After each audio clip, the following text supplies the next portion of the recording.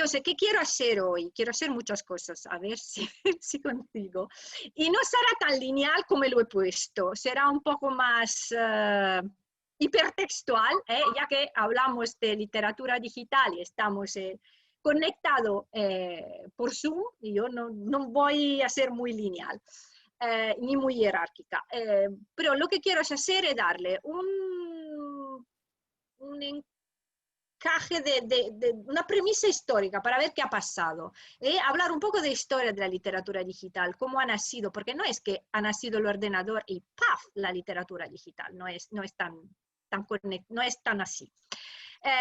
Quiero darle también un ejemplos de obras, estos sí tantos, los más que puedo, también si no las vamos a leer todas, para enseñar más obras posible y así que cada uno pueda leer la que le guste más. Y quiero utilizar unas herramientas clásicas que son las que yo normalmente utilizo, que son la retórica o la hermenéutica, pero digitales, y aplicarla en la lectura de estas obras. A ver si lo conseguimos. Entonces, haré una premisa histórica. Hablaremos de cómo se escribe, cómo se lee y cuál es el enlace con las nuevas tecnologías. De hecho, hemos cambiado nuestra manera de leer y de escribir. Todo esto muy general y también un poco más particular sobre lo que es la literatura. Daré una posible definición. Yo no amo mucho las definiciones, no me gustan muchos, pero una, para entendernos, sí que la daré. Haré un poco de historia, tipología, géneros, no lo sé, porque es una pregunta. A ver, ¿tenemos géneros o no? Os enseñaré unas colecciones, así que luego allí podéis ir. Una cosa que quiero decir ya, la literatura digital casi siempre, casi todas las obras son open access, es decir, están libres en la web o a veces se ven en los museos o en instalaciones, pero normalmente son open access, no tenéis que comprar y pagar para leerla. Hablaré un poco de multimodalidad y narratividad en el entorno digital y hablaré de algunas teorías, las más clásicas, las más conocidas. Y nada, y esto es. ¿Pero qué es? A ver, la primera cosa que me gustaría hacer es, la idea era enviarme el link y deciros, leéis vosotros esta obra, pero la vamos leyendo juntos, a ver qué pasa. Luego lo experimentaremos con otra. Esta no sé si las conocéis, no creo. Es Alison Clifton, The Sweet Home, etc. Es bastante antigua, es que en 2006, en el mundo digital es antiguo. ¿Vale? Y uno de los problemas que tenemos con algunas obras de literatura digital es que ya van despariendo. ¿Por qué? Porque el software que utilizaron, como esta, por ejemplo, van despariendo, no funcionan más. Esta es en Flash. Así que si no la grabamos, si no hacemos algo para salvar la obra, esta se va perdiendo.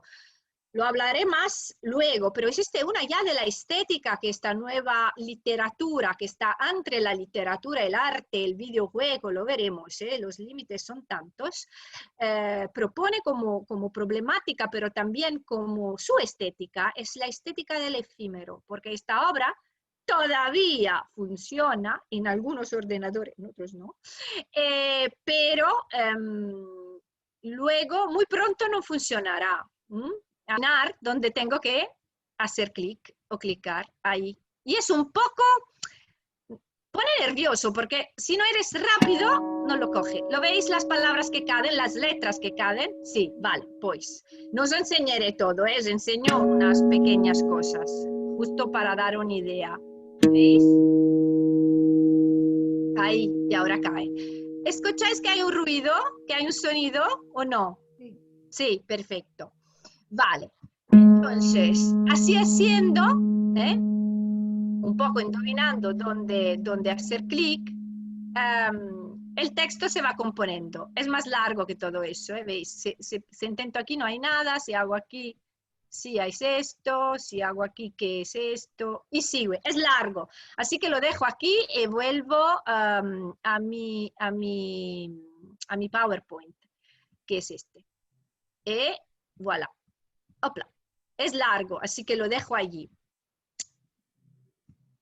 ¿Veis el PowerPoint correcto? Sí. Entonces, se van construyendo, el texto viene así más o menos.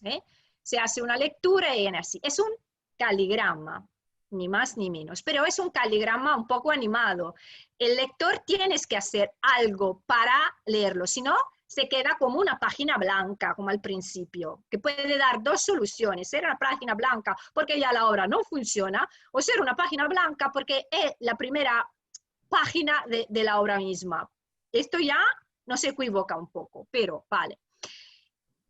A segunda de según cuánto leemos, si leemos tantos, podemos acabar con la obra, que es esta segunda imagen, si no, hay niveles diferentes. También, como os decía, es un poco fastidioso endevinar al principio dónde tengo que leer, dónde tengo que clicar para leer. Y no es tan fácil utilizar el mouse y hacer clic, se escapa un poco.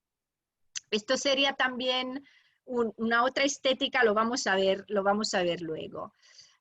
Volvemos a la obra, pero ¿qué es? Es una obra de literatura digital, pero también es una remediación. ¿Por qué? Porque Ellison Clifford escribió este texto en el 2006, lo que digo es antiguo, pero y lo intituló, el título es The Sweet Old Etc., pero si os sabéis, si no os digo yo, hay un poema famoso de Baruch que se dice My Sweet Old Etc. ¿Y ella qué hace? Toma las frases de la poesía, no del poema, de la poesía del escritor americano y compone otro texto. A él también le gustaban los caligramas, ella juega con este concepto de caligrama y compone su caligrama, que el lector tienes que descubrir leyendo o dibujar leyendo, ¿no? Porque tienes que hacer unos cuantos clics. Y yo os sugiero de leerlo todo. No hemos leído ni una palabra de momento, solo os he enseñado cómo leerlo. Pero esto me necesitaba para introducir así de golpe lo que es la literatura digital, lo que se entiende por literatura digital utilizando a un poema. Así que es una forma casi clásica, y si permite algunas novedades, algunas revoluciones literarias, y las se reconoce como texto literario. Además, son obras de un escritor conocido, de un poeta conocido. Ya está. Los caligramas ya lo sabemos, existen desde siempre. Desde siempre. Tenemos a Siams de Rhodes, que ya lo hacía antes Christum. El más conocido puede ser el Pleu. Aquí tenemos una versión online que es bonita, os la enseño, esperáis, que tengo que, pero hacer así ya entendido. ¿Lo veis? Sí. Ahí, cae. Ahora sí. ¿Ahora sí? Perfecto. Me necesita un poco de tiempo porque, claro, tengo que hacerlo cada vez manualmente, pero es igual, no pasa nada.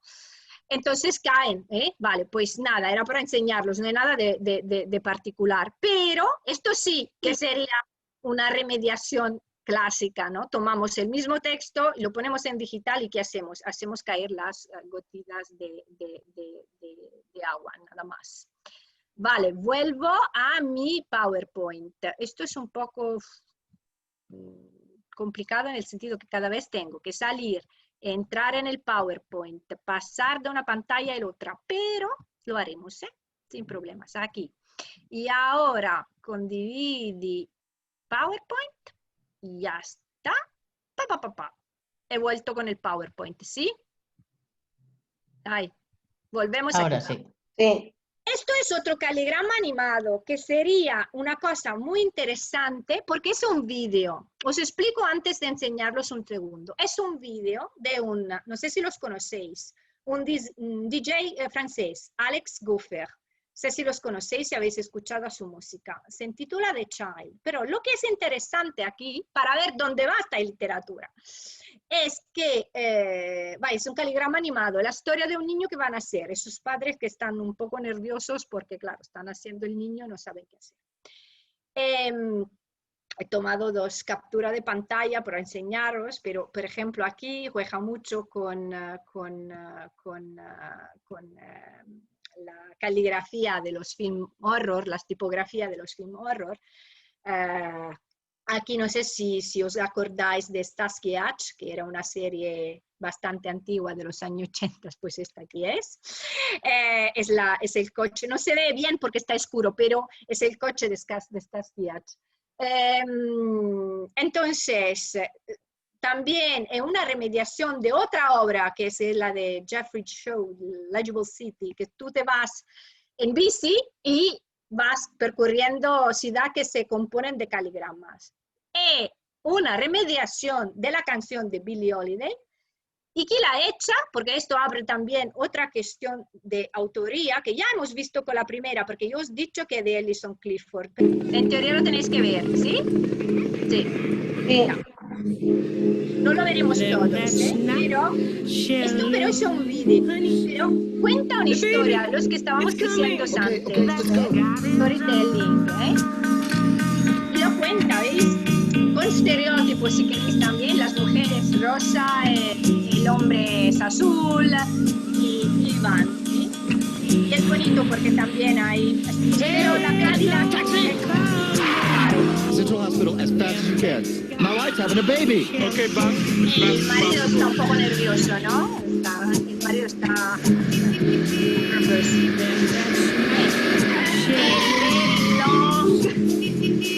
Cadillac, vale, lo interrumpo aquí y vuelvo al PowerPoint, pero de toda manera tenéis todos estos enlaces, así que no hay problema. Si queréis verlo, lo podéis ver. Esto era otro ejemplo de una obra de literatura, digital. He empezado así, con ejemplos, sin explicar. Hemos vuelto al PowerPoint, ¿correcto? Sí. ¿Sí? Correcto. Okay. He empezado así, bastante pum. Y ahora la pregunta es, ¿habéis leído obra de literatura digital antes? Vale, algunos ya lo sabíamos, pero otros no sé. Sí. Sí. Ahora sí, dice, ahora sí que la reconozco, ¿eh? No sabía que era literatura, pero sí que era algo de sí. Vale. No estaba seguro de lo que... De lo que era. De lo que Tampoco significaba. nosotros que... No había escuchado el término así, de esta forma. De esta forma. Ahí, esta es la definición. Ahora voy un poco más académica, pero solo por un momento, no más, no os preocupáis. Vale, pues esta es la definición clásica. Hay muchas. Yo he elegido la de la Electronic Literature Organization, que es esta organización mundial que lo que hace es, de una manera o de la otra, ayudar a los escritores digitales, sponsorizar un poco, soportar un poco la literatura electrónica, organizarla, tiene un archivo enorme. Entonces, organiza una conferencia cada año, hay muchas cosas que hace.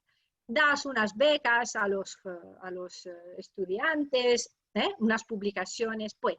De toda manera, la definición que dan ellos sería: la literatura digital se refiere a obras con aspectos literarios importantes que aprovechan las capacidades y contextos que proporciona el ordenador autónomo o en red. A ver, podemos estar aquí discutiendo sobre esta definición no sé cuántas veces. A mí no me gusta muchísimo, porque ¿qué significa aspectos literarios importantes? ¿Cuáles son? Pero para dar una idea, y además podremos decir, pero entonces está imprimida sigue siendo literatura digital porque hay software que pueden escribir, esto ya lo sabemos, escriben, no son maravillosos, pero escriben, sí que escriben. Brutus, por ejemplo, sí que ha escrito, ya también participado a un concurso del Washington Post o del New York Times, me parece. Pues era un software antiguo, hace unos años, y era una máquina que escribía, era un software. Entonces, ¿sería literatura digital también si luego la imprimo o no? Entonces, deja unas preguntas abiertas, pero no es el momento de estar a analizar si está bien la definición o no. Era para dar una idea, y de todas maneras es lo que dice la literatura, la Organización de la Literatura Electrónica. Una premisa histórica bastante rápida. Ahora veremos también cuándo ha nacido, porque una fecha a lo mejor existe. Claro que toda esta literatura sigue las experimentaciones que han pasado en el siglo pasado, ¿no? Sigue todas las vanguardias, a los futuristas, al movimiento Dada, a los surrealistas, letristas, y algunas sí que lo reconoce, el lector puede reconocer que sí han tomado esas ideas de allá.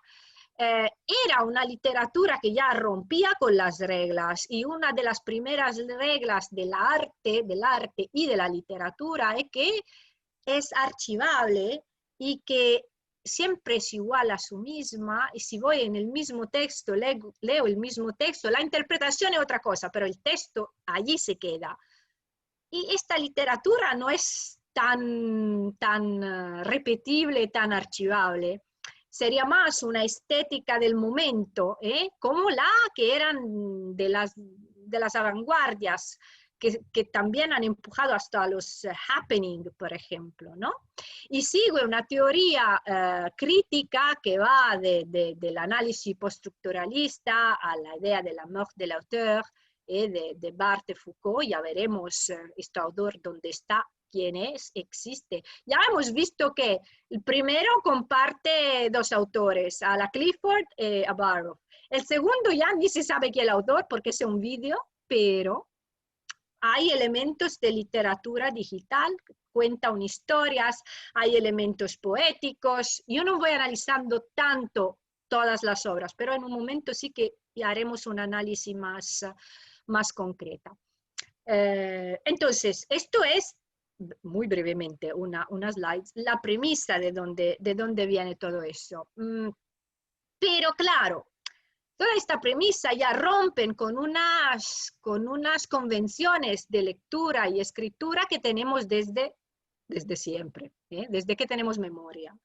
Nosotros estamos acostumbrados, leemos y todavía escribimos con una idea jerárquica, ¿no? Empezamos un texto con una introducción, luego hay una parte central, luego hay un final. Esto también en las historias de ficción también siguen más o menos esto procedimiento, este proceso. Uno de los problemas, si nos seguimos estas reglas, que leemos mal, que la historia no se cuenta bien, que no hay coherencia,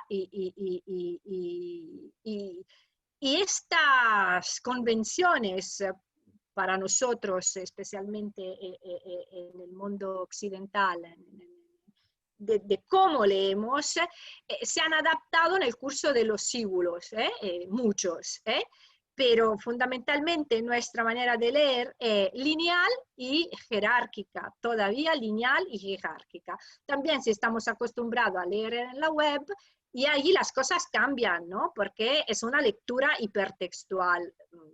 La web en sí misma, el ejemplo más perfecto, diría, de un hipertexto. Me salto de aquí a de allá, no hay una real jerarquía, es más, como diría Deleuze y Guattari, rizomático. Entonces, estas ideas que fluctúan, pero que no son tan lineales, sino se van cogiendo aquí y allá, de una manera, en teoría, democrática. O al menos así dicen. Pero una de las cosas que creo ya habréis notado, y que Roberto Simonowski, que es un crítico de literatura digital y de de cultura digital ya llama nuestra atención es que lo que hemos hecho hasta ahora no es leer la obra, es leer el funcionamiento de la obra. Lo que hemos hecho es entender las reglas del juego, es decir, las reglas que están bajo la obra para poderla leer. Vale, en el vídeo está fácil, se va el vídeo y ya está. Pero en la de Ellison Clifford, lo primero que os he dicho yo también es donde tengo que clicar, donde tengo que hacer clic, qué tengo que hacer ahora para que el texto se muestre, para que yo pueda leer. Entonces, más que leer el texto como estamos acostumbrados, la primera fase, y así ya tenemos por lo menos 2 fases. La primera es descubrir cómo tengo que leerlo y comprender estas reglas, relaciones que gobiernan el texto, el gesto que yo tengo que hacer como lector y la reacción del texto.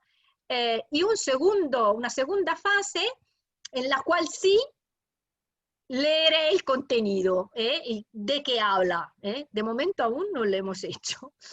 Puede ser que sea una literatura que invita al lector a entender cómo leerla y ya el lector se quede ya y diga, vale, pues se lee así, pero en realidad no va leyendo el texto en profundidad. Esto podría ser un posible problema, a menudo lo es. Brevemente, aquí os he puesto unos enlaces a algunos grupos mundial que se ocupan de literatura electrónica, donde encontráis también archivos o si no también artículos sobre la literatura digital. Pero claro, hay más. Yo he hecho una síntesis. Estos son los más antiguos y grandes, pero hay más, porque está creciendo. Esto sí, está creciendo rápidamente. Y hay unas colecciones o antologías. Hay 3 colecciones, pre-collections, desde la primera, la segunda, aquí hay la tercera, que han sido publicadas por la ILO, la Electronic Literature Organization. Y saldrá la cuarta el próximo año, si no se retrasa. Una dominación del idioma inglés, pero no tanto.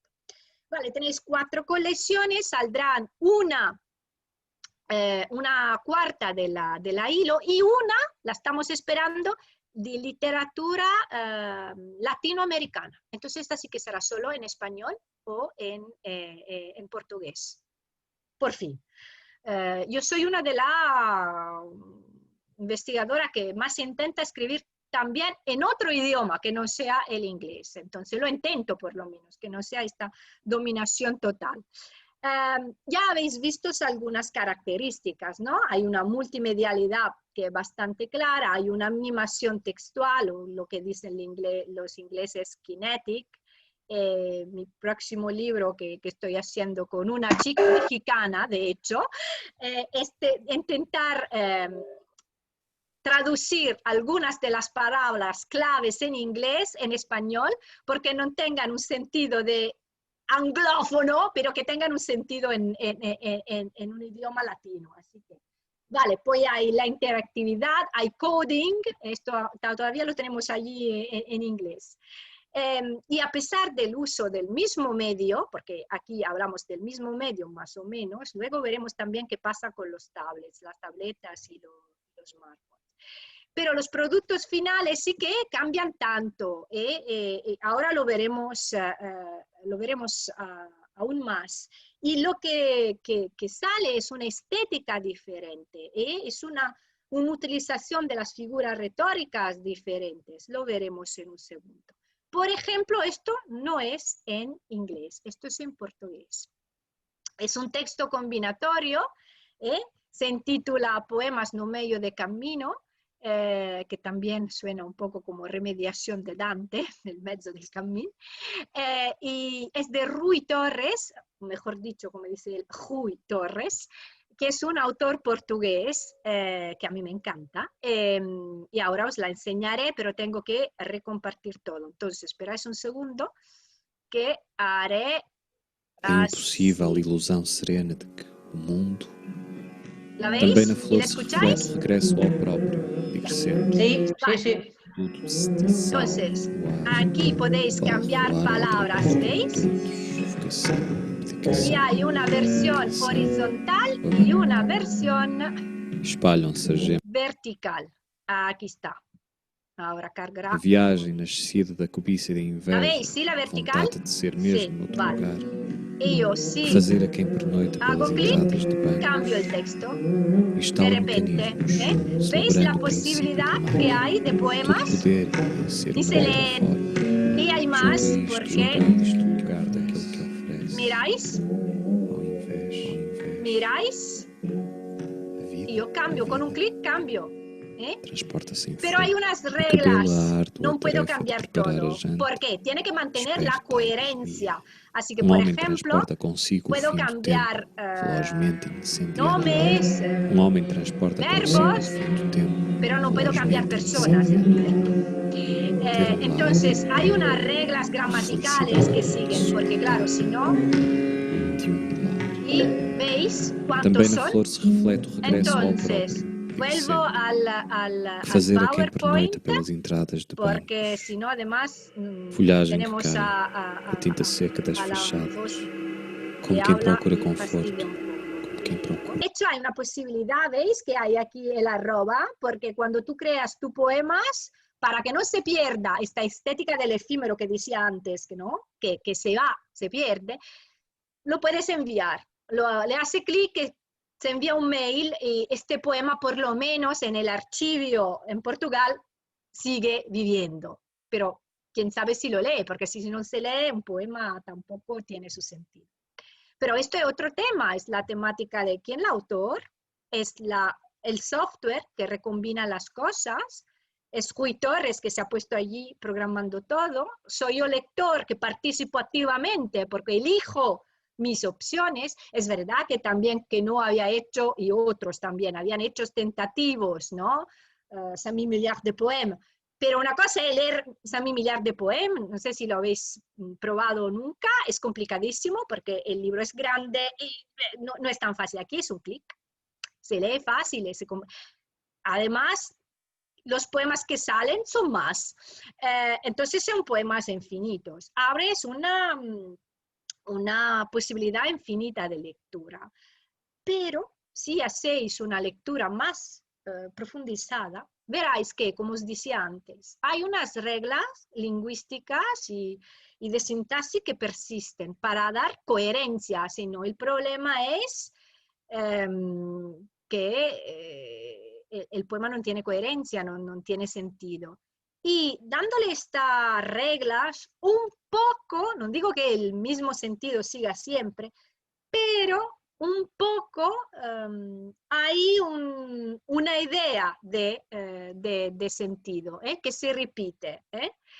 Pero claro, son dos poemas muy diferentes, lo que leo yo y lo que lee Scora, por ejemplo, o Bajo, o Manuel, o quien sea, ¿sabéis?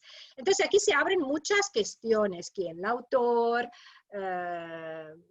la idea de esta literatura que es una estética del momento, me la leo ahora y ya se va, una estética del efímero. Este texto ha nacido para ser muerto, que a ver, que luego no, me desaparece y no lo leeré nunca más.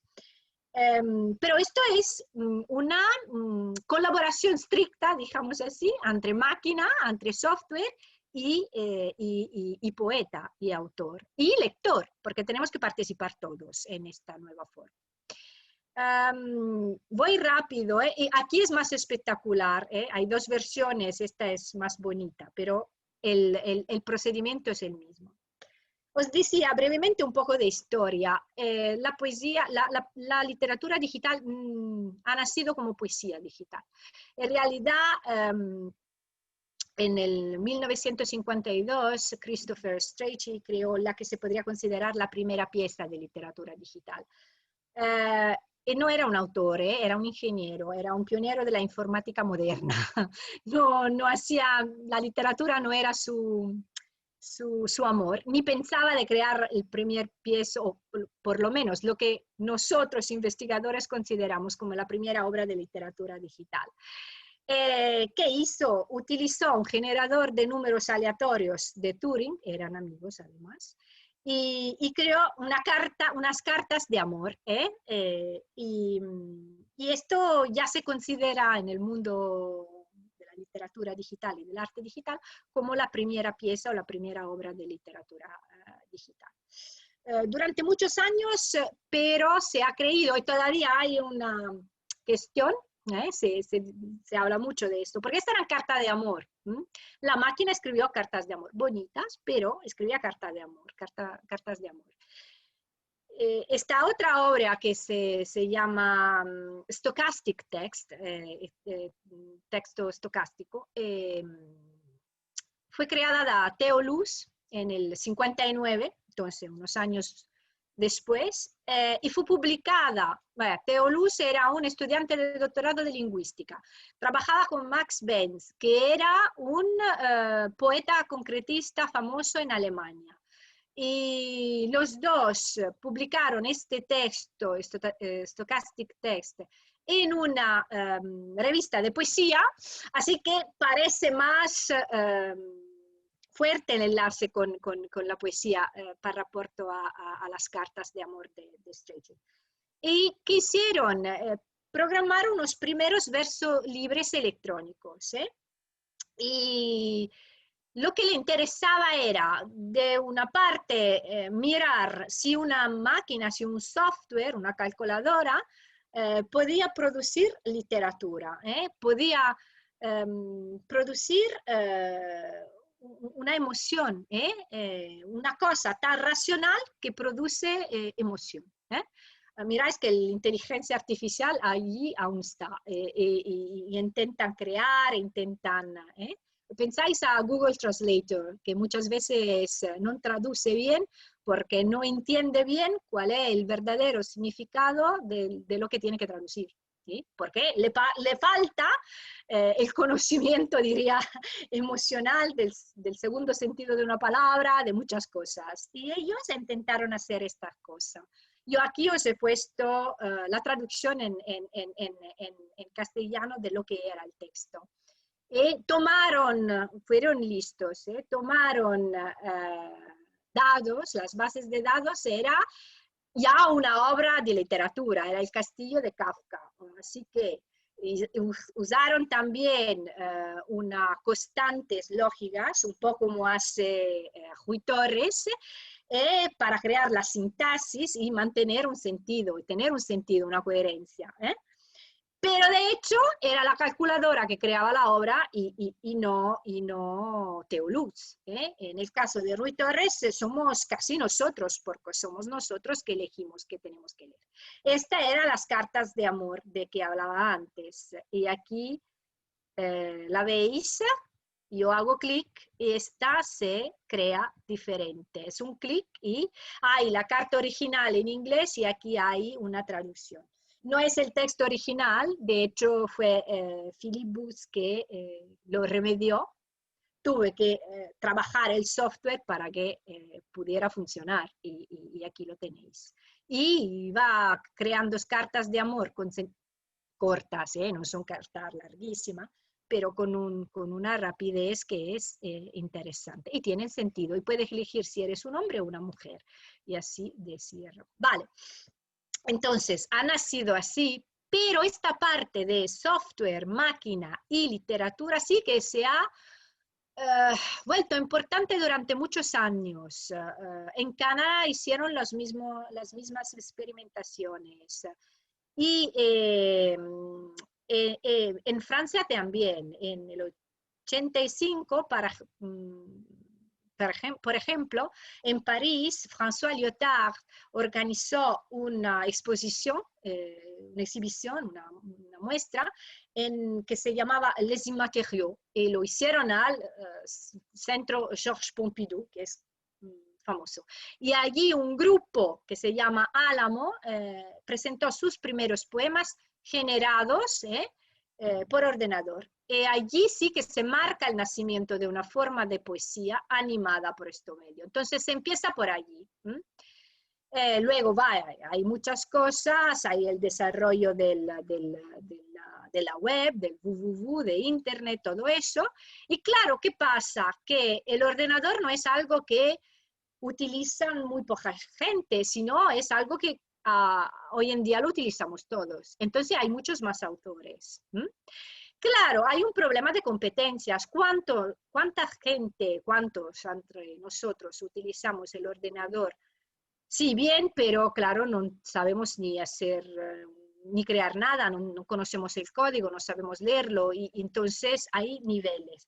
Por eso muchas veces la literatura digital cuenta con más autores, porque uno se toma el texto como lo entendemos en literatura clásica, otro desarrolla la gráfica, otro se da más al código, etcétera, etcétera. Pero sí que es más democrática en el sentido que no hay que preguntar a un editor que te publiquen algo, porque tú tienes tu página web y sube tus obras y ya está. Pero problemas. Entonces, ¿quién que elige que esto es literatura digital? Los aspectos literarios importantes de que hemos hablado al principio en la definición de literatura digital. Entonces, hay lados positivos y negativos. Hay una diferencia que sí me parece importante marcar y subrayar, que en Europa, también en Canadá, pero en Europa ha nacido como en esta relación de literatura, experimentación con el ordenador o la calculadora, lo que era, con el software. En el Norteamérica no, es más la influencia de las teorías críticas postestructurales y estructuralistas, perdonáis. Los escritores que hicieron se centraron más en la teoría del hipertexto, y de la fragmentación, brevemente, dicho mal, la teoría de Derrida y todo allá. Hay un libro de Landau sobre el hipertexto que lo cuenta muy bien y que también, si es antiguo, merece la pena leerlo porque hay unos cárdines, yo creo.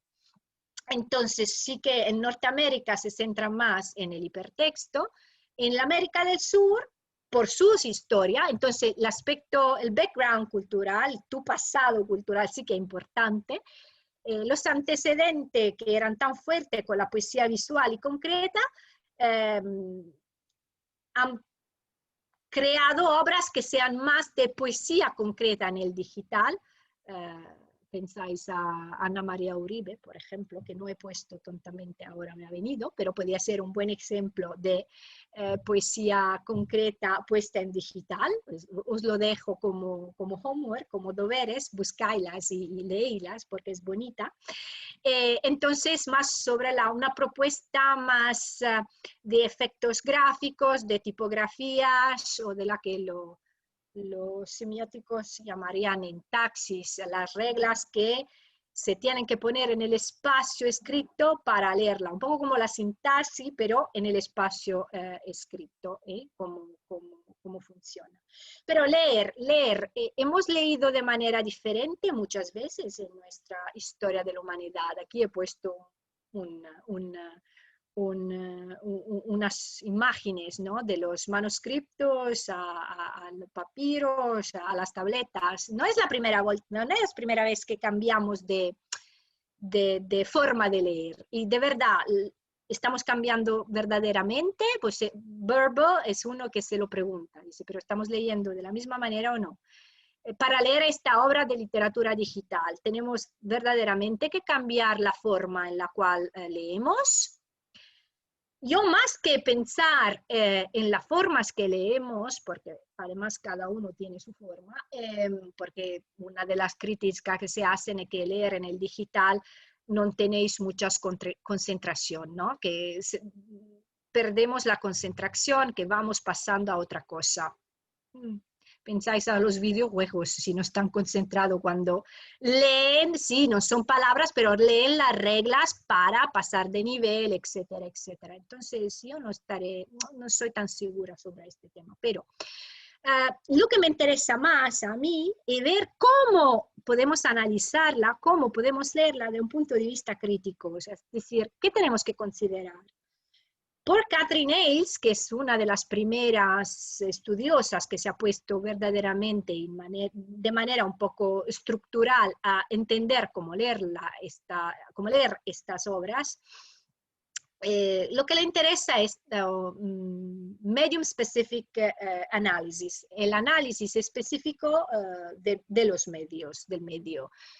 Considerar el medio software, considerar el medio audio, considerar el medio sonido, considerar el medio, no sé, texto lingüístico, las imágenes, cada medio. Lo que Cres llama modos, pero ella los llama medio. Entonces, los diferentes niveles de sistemas semióticos, si sabéis que son exactamente el texto lingüístico, el sonido, las imágenes, entonces todo este aspecto. Y mirarlos bien cada uno y ver cómo cada uno participa en la construcción del sentido de la obra.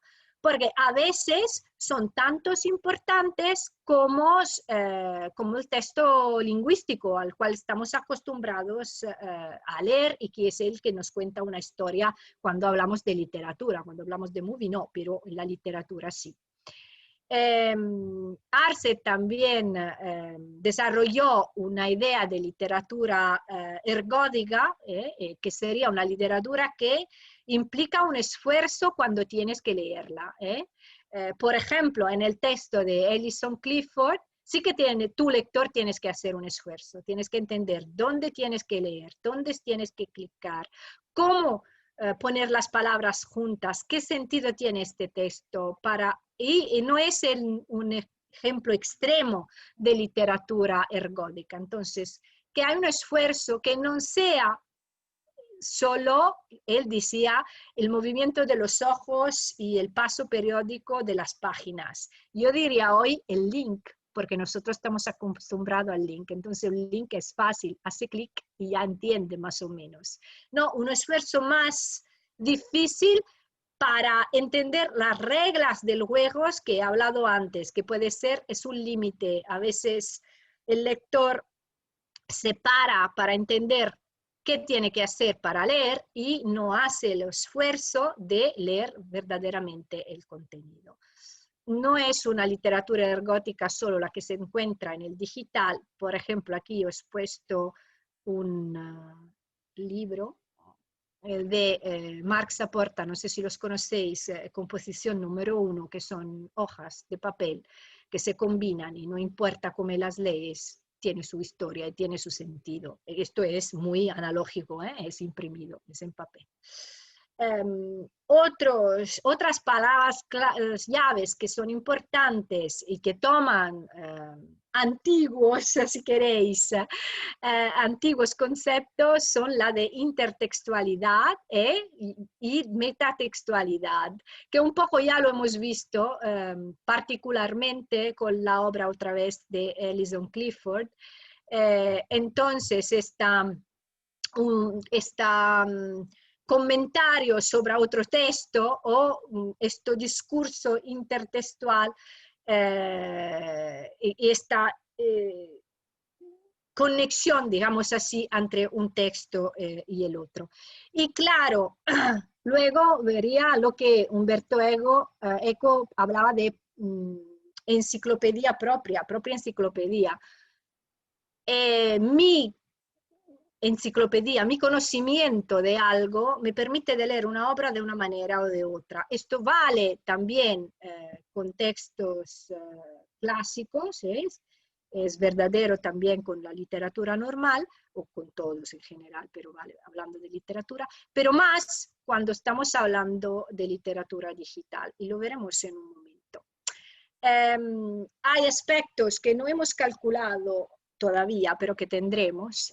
Por ejemplo, la pragmática de la lectura, la velocidad de nuestra lectura, cuánto tiempo podemos concentrarnos. Puede ser que nos aburrimos a entender demasiado las reglas del juego y al final no leemos el texto que estamos leyendo, ¿eh?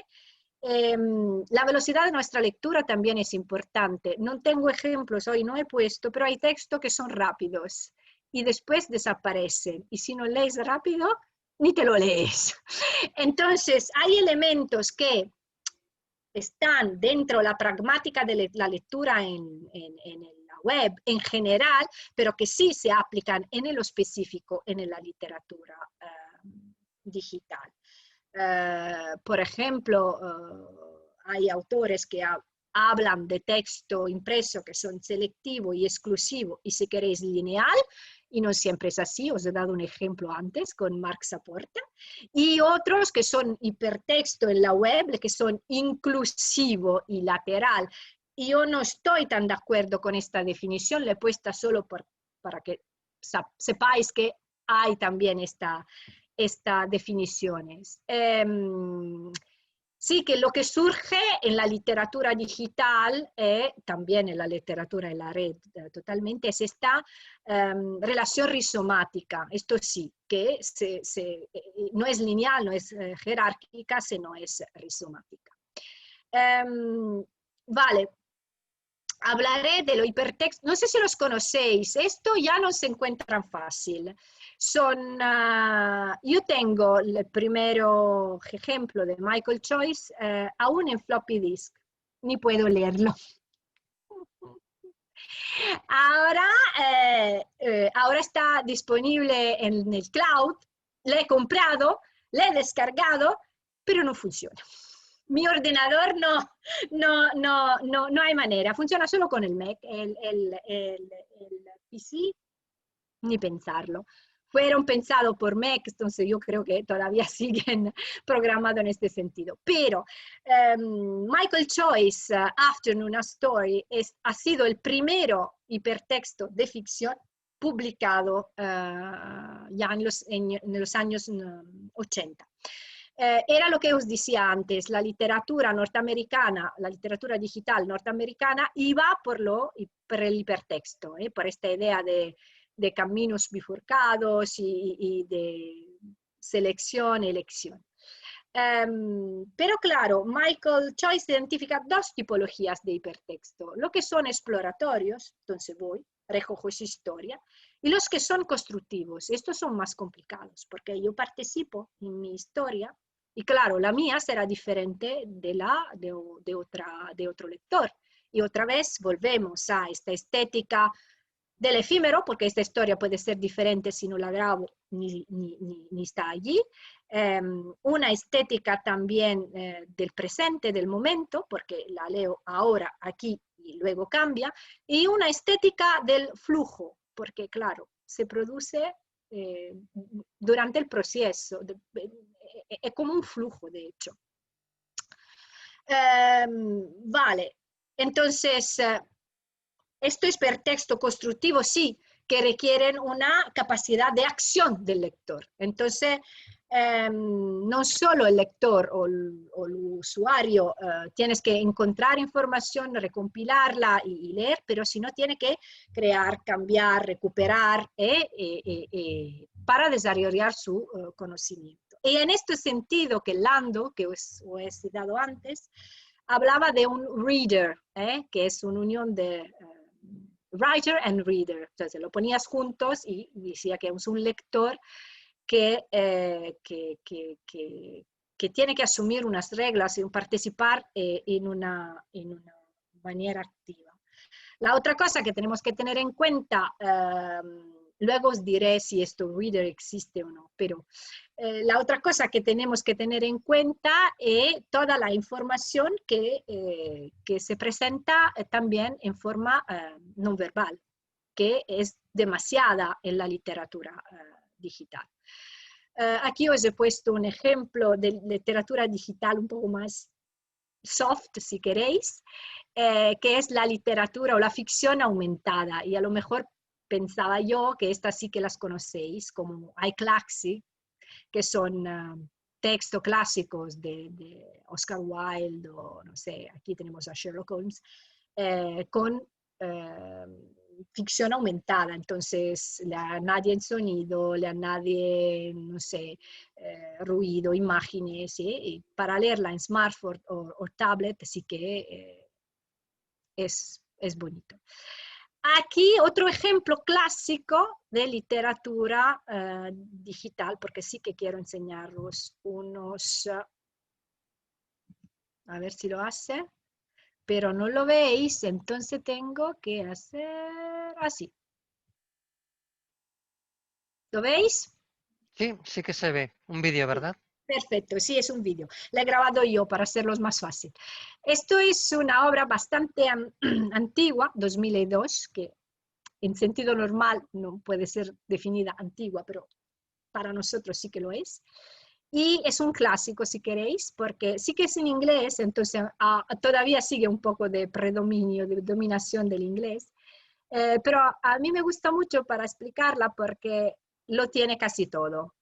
Es un poema, lo veis, no tiene mucha interacción con el lector, pero tenéis que pensar que es del 2002, entonces es algo que es antiguo, exactamente. Pero sí que el texto juega con una retórica, con los colores, con los movimientos, para crear un sentido diferente. Aquí sí que hay muchas figuras retóricas. Por ejemplo, habéis visto Red Winking Neo, que hacía como un neón. O ahora verá, leave, irse, y se levanta y se va. Entonces hay una correlación entre, por ejemplo, todos los verbos de movimientos que se mueven de verdad. Casi a aumentar el sentido stride out, el sentido del texto. O la teoría que cambia o que cae. No sé si habéis visto al principio, esperáis que lo pongo otra vez, la lógica y la fe que caen, la veis que caen, rodean y caen, pero por ejemplo cambian de tamaño, pero la fe allí se queda, Entonces la lógica cambia. Entonces con el movimiento, sin leer el poema, ya solo con el movimiento y con los colores podéis entender que algo pasa aquí, ¿no? Y os enseño el final porque, vamos a para acá. Entonces veis que el color también os explica que estamos añadiendo palabras o letras, y entonces se cambia así el sentido de una palabra, ¿no? Esto sería saltear, se saltea a la última secuencia, llamámosla así como si fuera un movie, se cae todo, toda esta teoría que hemos hablado, todavía sin leer el poema, pero todo lo que hemos hablado y lo que queda en la fe, que además baja y empuja un poco. Entonces, este poema es bastante, creo, bonito y explica bastante bien cómo este aspecto visual de que hablaba antes, que no solo tiene el sentido de las imágenes, sino también de palabras que se vuelvan a imágenes, pueda dar un sentido al poema, y pueda darle otra forma de lectura. Ahora os enseño esta. ¿La veis, sí? ¿Y la escucháis? Esta es... habría podido elegir la española, de hecho, es verdad. No lo, estoy tan acostumbrada a hacerlo en inglés. Congratulations. Hay una traducción en español. Entonces, aquí también es una obra de dos autores, Serge Bouchardon y Vincent Cassel, que han trabajado juntos, justamente uno más en el texto y el otro más en el software, para crear esta obra. Lo que me interesa a mí aquí es un momento, lo que estoy escribiendo aquí, antagonismo interfacial, es decir, tu lector manipula el texto para leerlo, tienes que comprender las reglas que están abajo del texto, como siempre, pero tú piensa, por ejemplo, piensas poder escribir, ves que aquí hay una, esta es bonita, esta es maravillosa. Si la lees en un sentido, es una carta de amor, si la lees en el otro sentido, es una carta de adiós, nos dejamos. Entonces, es muy bonito, pero lo que quería analizar aquí es esta parte. Aquí parece que, porque el texto nunca responde a tu acción, el texto se va un poco, ¿no? Entonces tú piensas aquí de poder retomar el control del texto y en realidad no, otra vez es el texto que lo hace tú mismo. Esta sí que podría ser una figura retórica, una nueva figura retórica. Hay muchas, yo solo he puesto unas para no ser demasiado aburrida. Además, no son estudiantes de literatura, o no todos, por lo tanto creo que era mejor no hacer un análisis demasiado profunda. Pero sí, esto sería un antagonismo interfacial, es decir, el gesto interactivo, yo como lector intento hacer una cosa que me viene, que es un sugerimiento un sugerimiento del texto mismo, en realidad el resultado es contrario de lo que yo me escribo. Pienso poder escribir lo que quiero yo, en realidad es el ordenador que escribe siempre la misma frase.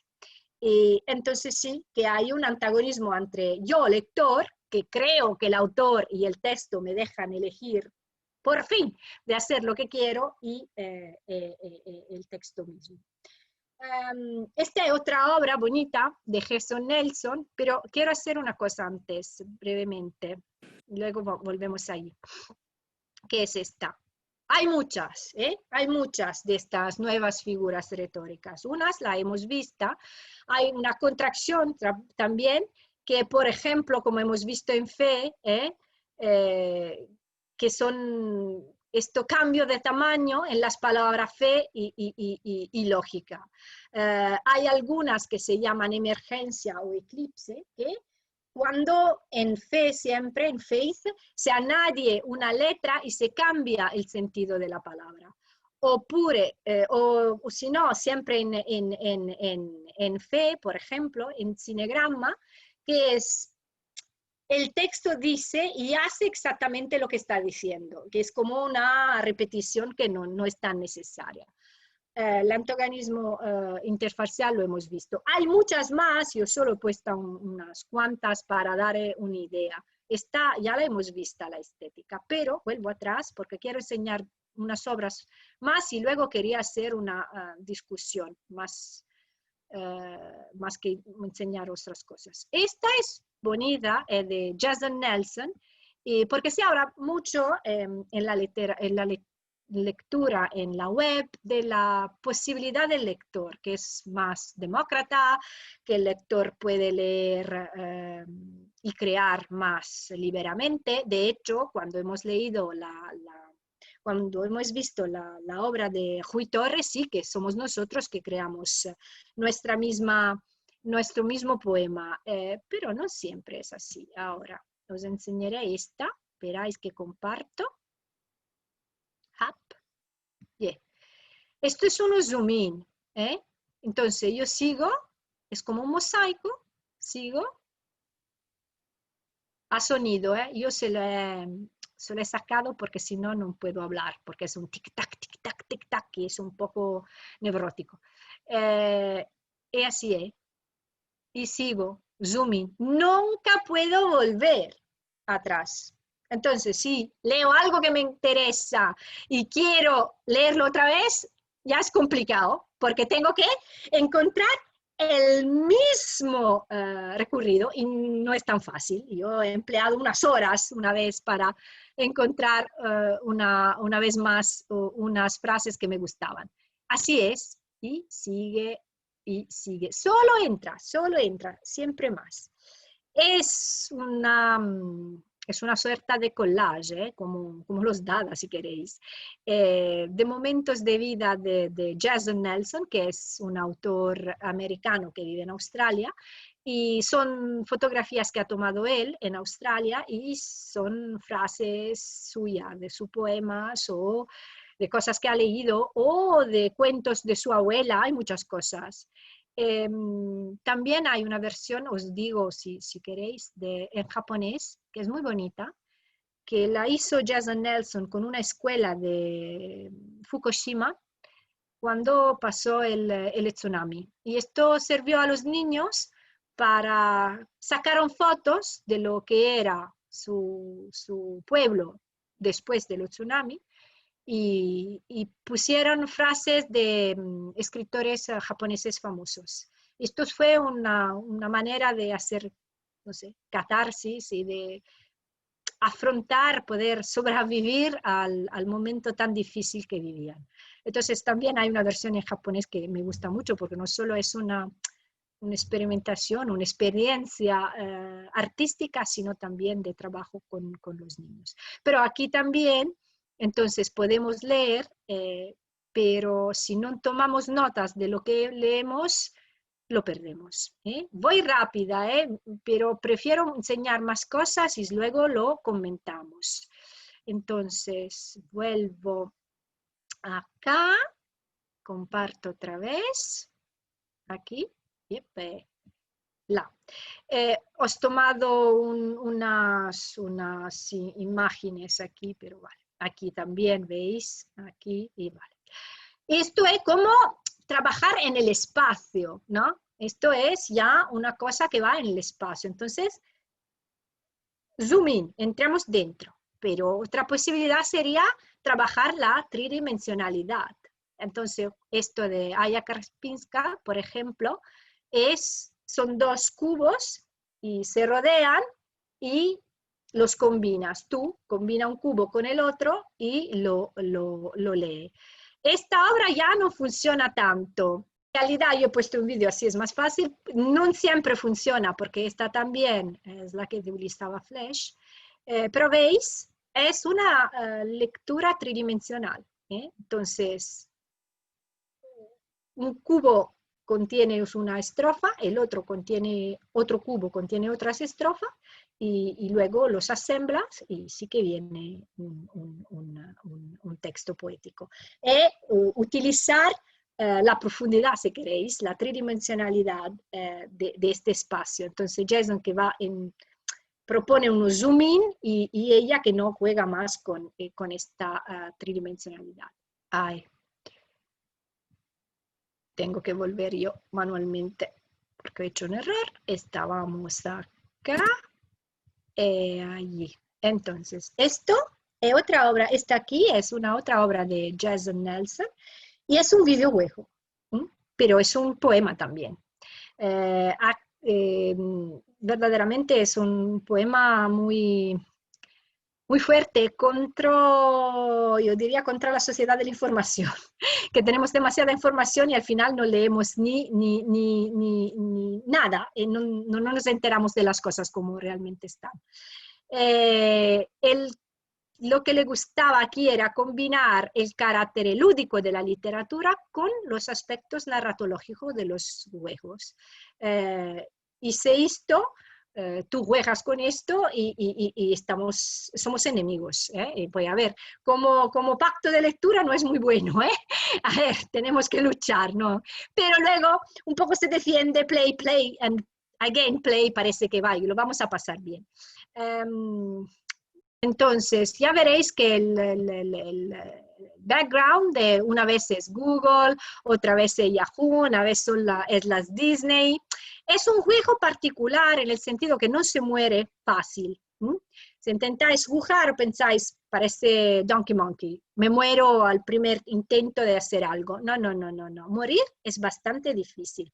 También aquí, donde veis esto, grow, down you grow, que parece que Jason diga el texto, mata la bolita, porque vosotros sois esta bolita aquí, allá, pequeñita que tenéis.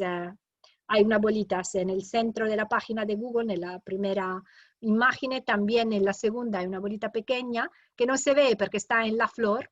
Miráis a la flor, hay una bolita dentro, allí es vuestro avatar y parece que os mata, pero en la realidad no. Entonces rompe unas reglas del videojuego. Por ejemplo, aquí, si yo soy si yo soy una persona que juega mucho con los videojuegos, me espero de morir y no me muero, pero también te hace pensar, porque por ejemplo, aquí con las Disney, en las imágenes con las Disney, que veis estos dálmatas tan malos y os esperáis que te matarán, los dálmatas no te hacen ningún daño. Peter Pan te mata, pero. Y uno de los pozos que te va a matar es Peter Pan.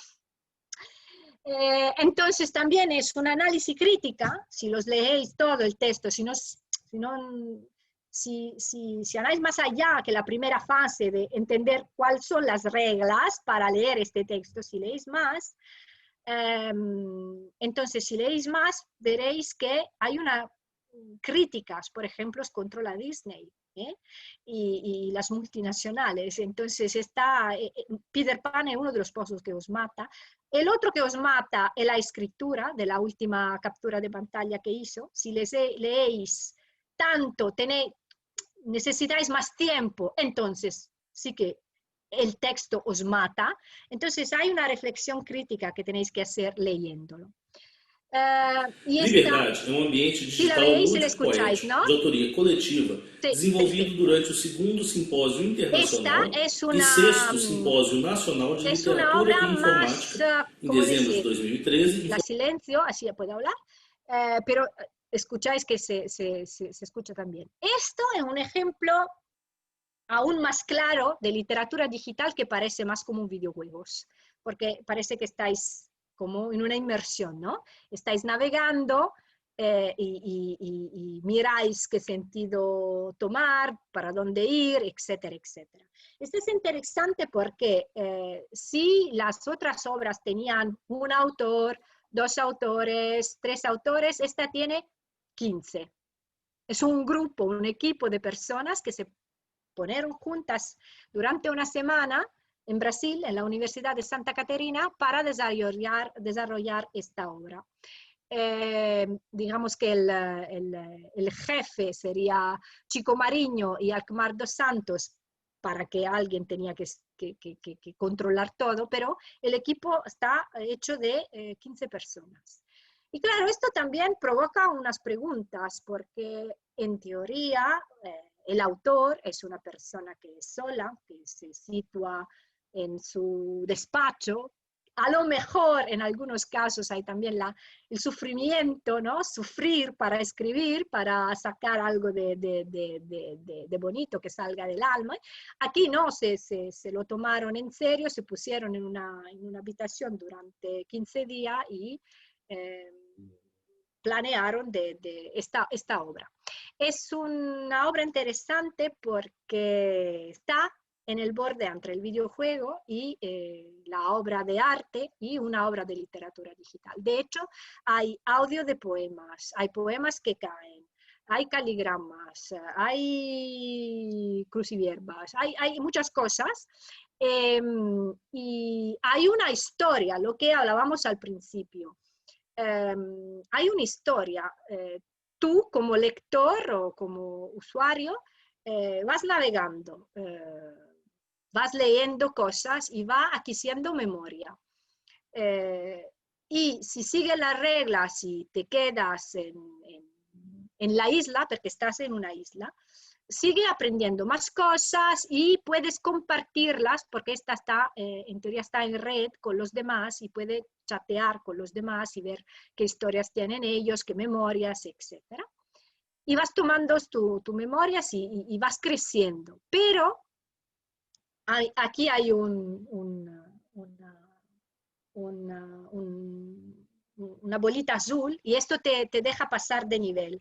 Hay un salteo de nivel. Pero, ¿qué pasa? Si decide que te vas al mar, porque estás en una isla, para ver qué pasa fuera de la isla, te muere y pierdes todas tus memorias y tienes que empezar desde el principio, como si fuera un videojuego. Nos ha dicho una cosa importante, que este barrio que veis, más o menos, es un barrio real. que es un barrio de Libertad, que es un barrio de San Paulo, y es el título de la obra. Y la historia que van allí son historia trabajada de los que ha pasado, de lo que pasó en este barrio de Libertad. Así que se mezcla la realidad lúdica y la realidad artística, con niveles diferentes.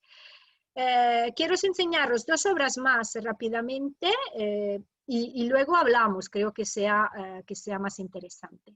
Esta me gusta mucho porque es de María Mencía, que es una autora española que pero vive en Londres. Y vaya, crea un poco, mucho en inglés, pero también en español. Y esta es una visualización poética de dados. Qué bonita. La Mencía la pensó por tablet, entonces sería para tocar, sería para crear. Nosotros tenemos que verla aquí, en el ordenador, pero la realidad es que en principio vosotros tendréis que leerla en un tablet. A ver, aquí está. ¿La veis? Espera que la pongo más grande. ¿Sí? ¿Veis que se mueven los barcos? Más o menos. Vale. Entonces sería bonita porque vosotros tocando la tableta, haciendo zoom in, zoom out, así, creáis historias que se escriben solas, pero así no da mucho sentido porque es pensada por otro medium. Lo que decía la Eils antes, está pensada para ser leída en una tableta. En un smartphone no da porque es demasiado pequeño, pero es igual. Pero yo ahora os enseñaré algunas cosas de toda forma. Aquí, ya está. Entonces, ¿cómo está hecha esta obra? Lo que hizo María, de hecho hicieron una serie, tienen más, tienen 4, y ahora creo más. Una de Barcelona, una de Bergen, una de Hamburgo. Entonces, utiliza dados abiertos, lo que hace es que utiliza dados abiertos, en este caso del puerto de Barcelona, es de las naves, de los barcos que pasan allí durante un día. Y hace un enlace con Wikipedia, en este caso en catalán, porque lo hizo para una exposición en Barcelona, entonces lo hizo en catalán, que toman historia del barco y claro, enlace a nombre del barco, la historia y todo lo que pasa con Wikipedia cuando empezáis vosotros a hacer una lectura hipertextual. Y allí empieza a escribir y el movimiento del barco que hace llegando al puerto de Barcelona o partiendo del puerto de Barcelona, empieza a escribir una historia que con uno zoom in, uno zoom out, se crea como si fuera un barco que navega en el mar. Y esto sí que utiliza los dados abiertos de Wikipedia y del puerto de Barcelona. Entonces, ¿cómo utilizar dados para crear un otro texto, una visualización poética de esto, y para enseñar también qué pasa en el puerto de Barcelona durante un día cualquiera, o qué pasaba, mejor dicho, porque ahora con la COVID no sé. Y esta es la última que también quiero enseñaros, que es Eric Loyer, Strange Rain, que es un poco antigua también, porque es del 2011, y que también ha ganado, ha sido una de las 10 mejores aplicaciones en la sección entretenimiento del App Store en el 2011. Entonces, sí que ha gustado. Hay 3 niveles para leer este texto. Ese es este. Hay un vídeo, pero no os lo enseñaré para no perder tiempo. Hay 3 niveles. Uno es juegas con la gotita de agua que cae, porque es como si lloviera fuera. Y las gotitas sí que se oyen. Chac, chac. Y tú puedes jugar con esta gotita de agua. Otro nivel es un poco más profundo, y de hecho yo le he traducido sin mundo el primer nivel, porque de hecho está jugando con la lluvia, ni más ni menos. En el segundo nivel, es un modo susurrado, hay elementos lingüísticos. Tocas las gotas de lluvia y estas se convierten en palabras y tu lector las pones juntas y haces asociaciones. El último nivel es más complejo y esto entra en la historia de un tío que está fuera de su casa pensando, es triste, hay problemas y en el cielo empiezan a aparecer cosas raras, un avión que está cruzando en el cielo y otras cosas. Y allí sí que tu elección como lector crea una historia diferente de las elecciones que puede hacer otro lector y es muy personal. En este sentido puede ser muy hipertextual. Pero lo bueno es que sigue con coherencia, porque uno de los problemas de los hipertextos, que no es comentado porque no quería comentar tanto, pero que he puesto en las slides que os enviaré, es que uno de los problemas de los hipertextos de ficción que no han funcionado tanto en principio, y no era solo un problema de medium, que no todo el mundo tenía un ordenador, etcétera, etcétera, sino que no son fáciles de leer porque no los controlas. No es como un libro que sabes cuántas páginas son, ¿no? Ya te pierdes, no sabes cuántos enlaces tienes. También si te ponían un mapa al principio para que el lector no se perdiera demasiado, pero no sabes exactamente cuánto tiene que leer. Y si te está perdiendo una parte importante de la historia, y esta historia entonces no tiene todo el sentido que tendría que tener. Entonces pierde de coherencia. Y si no hay coherencia, es una buena experimentación, pero en literatura no funciona muy bien. Este de Eric Lawyer sí que todavía ha sido capaz de desarrollar una coherencia fuerte, entonces te engancha, te estás allí leyendo este texto. Vale, resumiendo un poco, hemos hablado de una estética del flujo, hemos hablado también de una estética del momento, que no he puesto aquí. No hemos hablado de la estética del ruido visual o del ruido sónico, pero si leéis las obras de Jason Nelson que os he propuesto y ponéis ruido, entendéis que entiendo. Es decir, que es demasiadas imágenes y demasiado sonido para concentrarse y para entender lo que estamos haciendo, para leer de verdad. Poi también hay una estética de la frustración, que esta sí que la hemos vista, con Alison Clifford, por ejemplo, que no sabéis bien dónde hacer clic. Y la estética de lo efímero, esto también lo hemos visto. Y esto ya os he enseñado un poco qué son las figuras. Veréis que hay muchas slides aún, pero son cosas que ya he dicho rápidamente y son más notas para vosotros y unos enlaces más si queréis leerlo. Yo creo que es bueno que me pare aquí para dejar a vosotros preguntas, comentarios, ideas,